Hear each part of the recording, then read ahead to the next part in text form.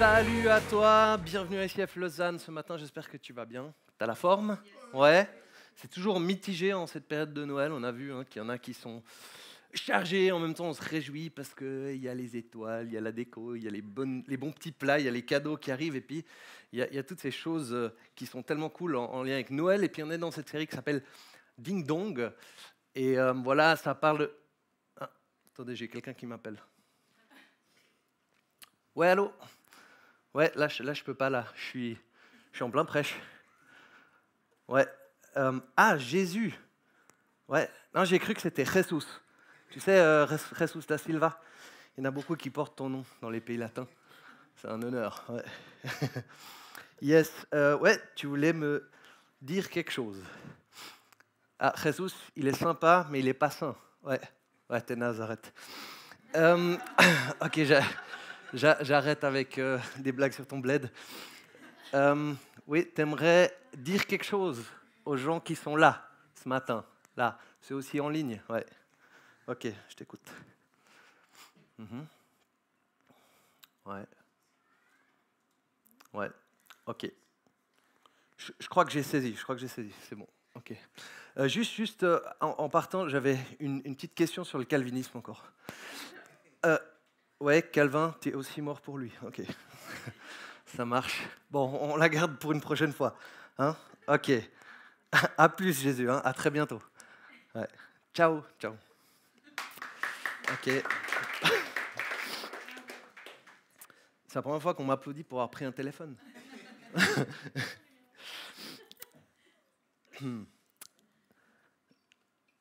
Hop là.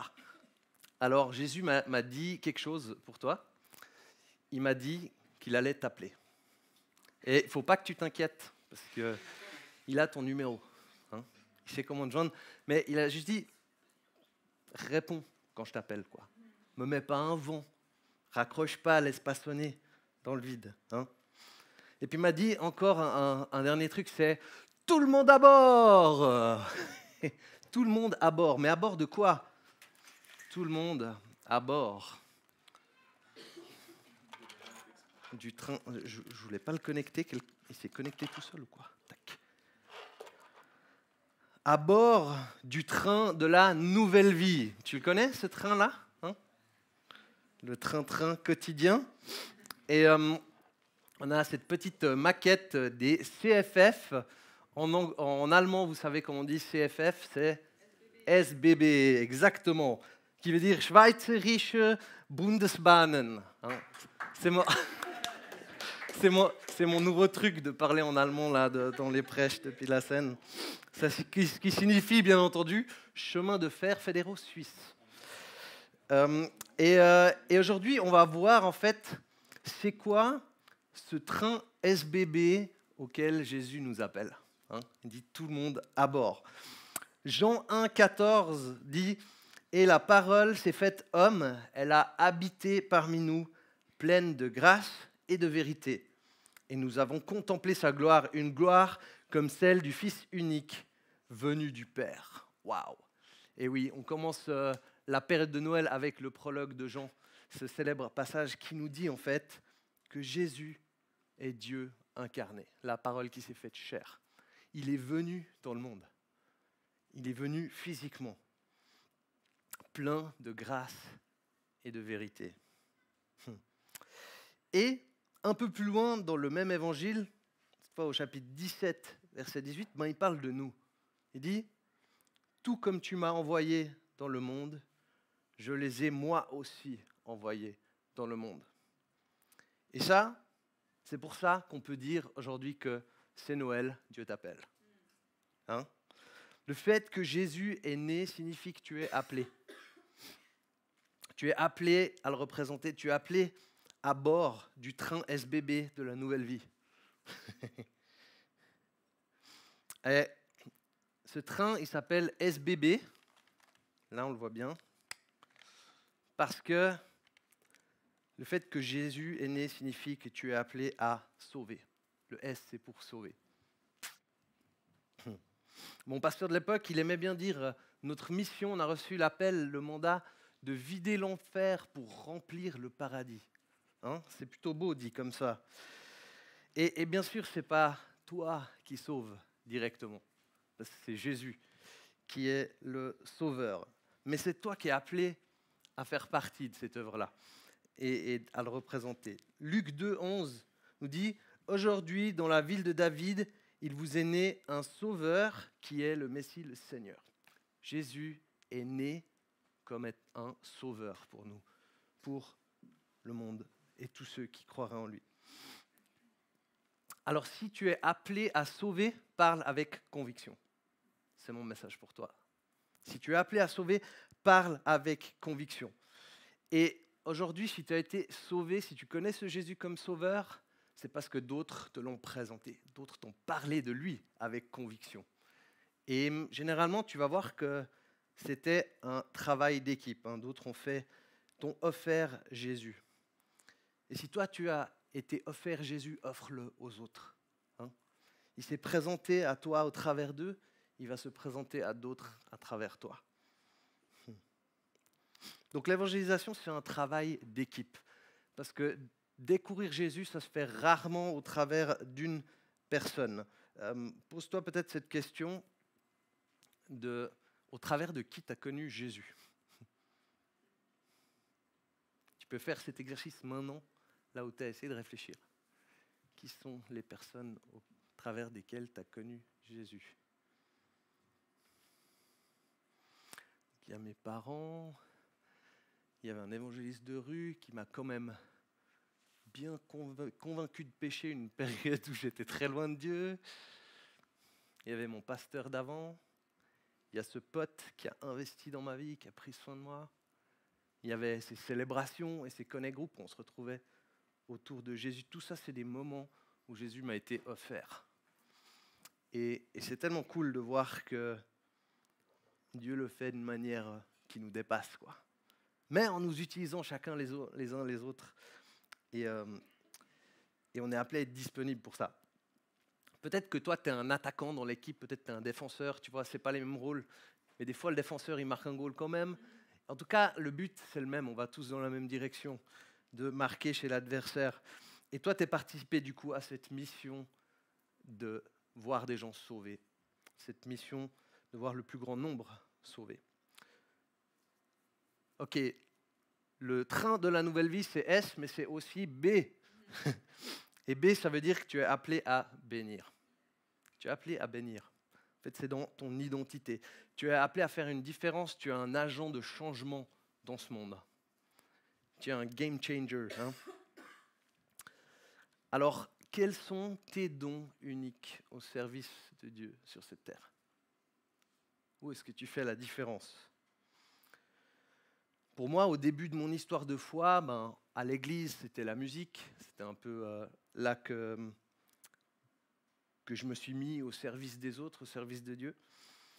Je pense que la prière aussi, c'était un domaine que Dieu a révélé dans ma vie où je pouvais être une bénédiction pour beaucoup de gens en priant. Il y a des prieurs un peu là dans la salle. Ouais, ces fervents intercesseurs. Et ce n'est pas juste des paroles dans le vide, ces prières. Elles bougent notre réalité, elles changent nos destinées, je vous le garantis. Moi, je suis convaincu que je suis le produit des prières de ma mère et de ma sœur à la période où j'ai rejeté Dieu complètement. Dieu m'utilisait aussi avec un peu des dons prophétiques, cette capacité d'entendre sa voix et puis de donner un message pour encourager quelqu'un, pour libérer la foi, pour libérer quelque chose qui vient de Dieu dans la vie d'une personne, ou bien dans le leadership. Et je pense que là, c'est petit à petit que j'ai pu grandir dans des responsabilités, des rôles. Et c'est beau le leadership. C'est des gens qui se lèvent pour servir le plus grand nombre, pour servir d'autres gens.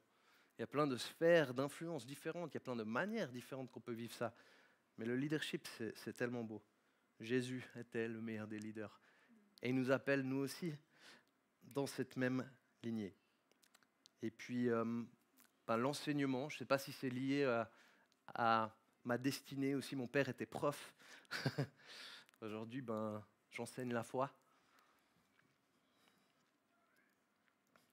Toi, c'est quoi ta zone de bénédiction? C'est quoi ton sweet spot? C'est quoi les capacités que Dieu t'a données?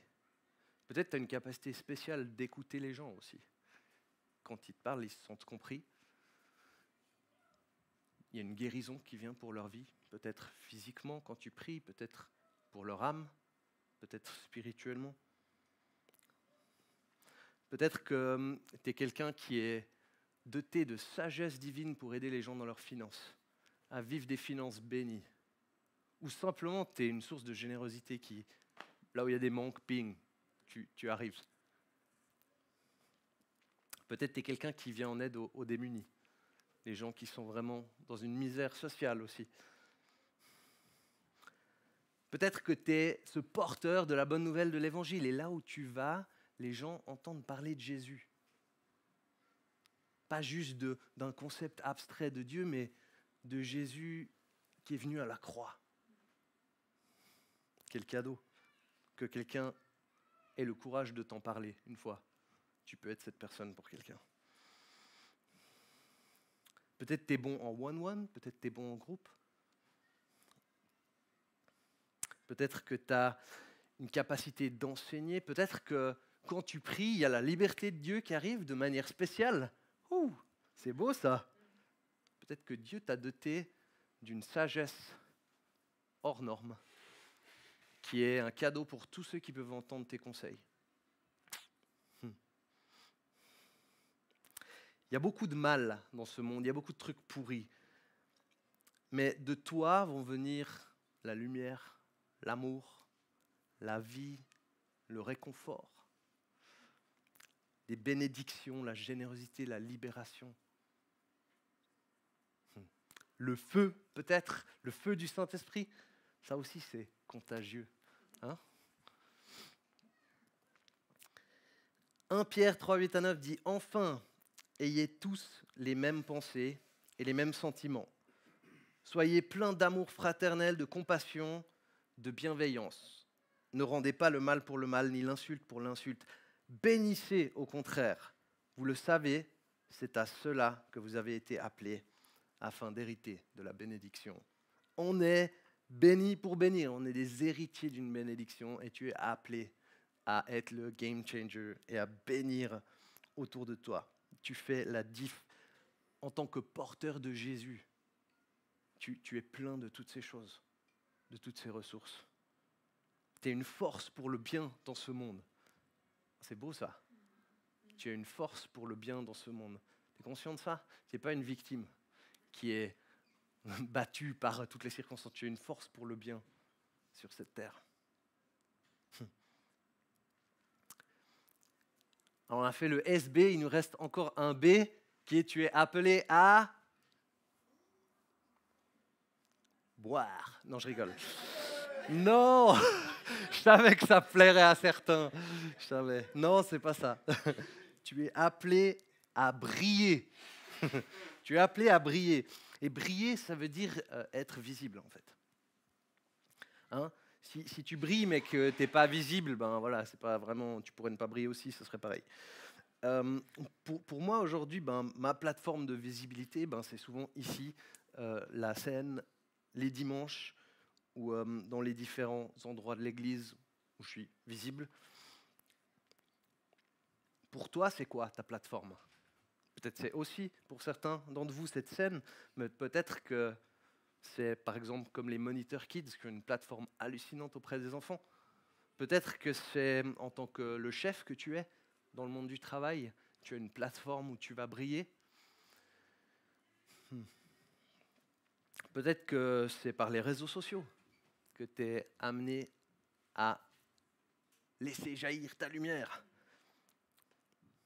Dans tes relations, peut-être tu fais une formation et c'est là que tu es appelé à briller. Ce qui est sûr, c'est que Jésus est venu comme la lumière dans le monde et parce que lui, il brillait, nous, on est appelés à briller avec lui. On voit bien ça dans la prophétie du prophète Zacharie qui annonce l'arrivée de Jésus dans le monde. Je ne sais pas si tu vois de laquelle il s'agit. On est dans Luc 1, versets 76 à 79. Donc il parle de Jésus. Il dit « Et toi, petit enfant, Tu seras appelé prophète du Très-Haut, car tu marcheras sous le regard du Seigneur pour préparer ses chemins et pour donner à son peuple la connaissance du salut par le pardon de ses péchés, à cause de la profonde bonté de notre Dieu. Grâce à elle, le soleil levant nous a visités d'en haut pour éclairer ceux qui sont assis dans les ténèbres et dans l'ombre de la mort, pour diriger nos pas sur le chemin de la paix. Le soleil levant nous a visités d'en haut pour éclairer ceux qui sont assis dans les ténèbres et dans l'ombre de la mort, pour diriger nos pas sur le chemin de la paix. Donc Jésus, c'est une lumière qui brille dans les ténèbres. Et cette lumière, c'est un fruit, c'est l'expression de la bonté profonde de Dieu. Il est lumière dans ta vie et tu es une lumière pour les autres autour de toi. Tu es une lumière dans ce monde. Donc parce que Jésus est né, tu es appelé au train SBB de la vérité. C'était juste, juste une petite rime.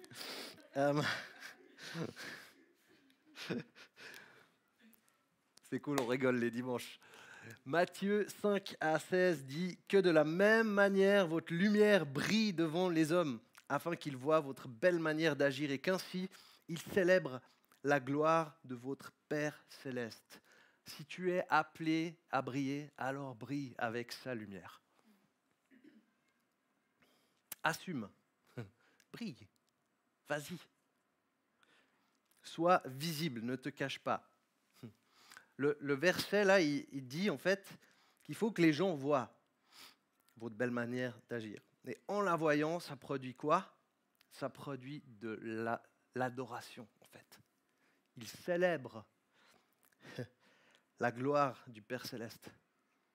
C'est ça le fruit de ta lumière. Les gens voient la lumière au travers de toi, ensuite ça se tourne en louange, ça se tourne en reconnaissance vers Dieu, ça se tourne en foi, en dévotion, dévouement.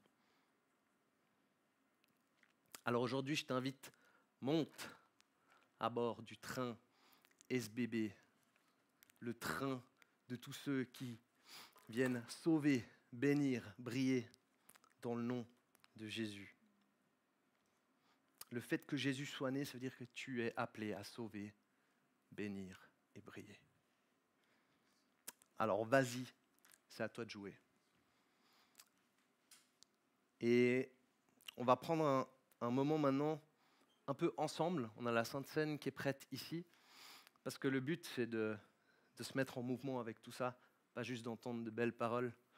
Le royaume de Dieu ne consiste pas en paroles, mais en puissance. On en a parlé au briefing ce matin, c'était intéressant. Tu savais la réponse? Tu savais que c'était ça? En puissance. Et on a envie d'entrer dans cette puissance, on a envie de la vivre.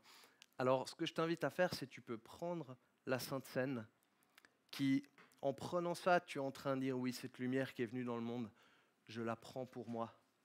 Je reçois que Jésus est venu pour me sauver en premier, me bénir et briller dans ma vie avec sa lumière. Et puis, dans la suite de ça, ce que je vous invite à faire, c'est prier à 2, 3, vous faites des petits groupes comme ça, priez les uns pour les autres, pour voir cette vie d'impact chez chacun, finalement, se révéler. Alors, tu es prêt pour ça? Ok, alors, tu peux te servir de la Sainte Seine si tu la prends, et puis, regarde qui est autour de toi, peut-être à 2 ou à 3, vous dites, ou à 5. Allez, on va prier ensemble les uns les autres, parce que on a envie de vivre encore plus cette réalité de Jésus comme sauveur qui bénit et qui brille dans nos vies au travers des uns des autres. Vas-y, je te laisse libre. Et puis, on se retrouve après pour la louange.